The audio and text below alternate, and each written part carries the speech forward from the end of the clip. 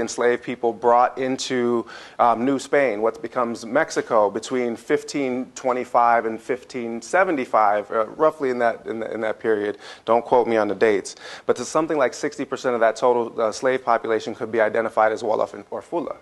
Yeah. So that you had actually not.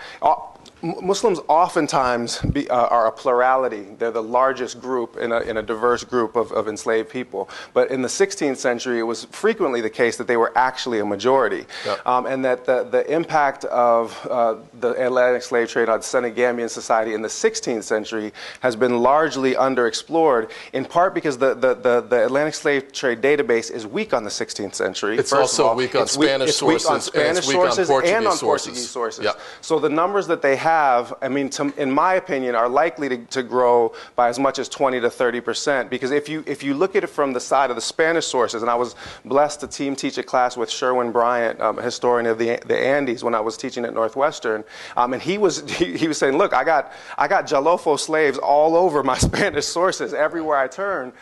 Somebody should write a history of a political history of Senegal in the 16th century just off of what you can find in the Spanish sources. But of course, that has never happened, right? Because people have tended to restrict themselves to French colonial sources, yeah. Which actually brings us around to what's so specific about this story and what's bringing us together on this one, right? Is because part of the story that you're telling is in the book that you're writing is about the British colony of Senegambia, which people forget that it even existed, but because they think of Senegal as a French colony.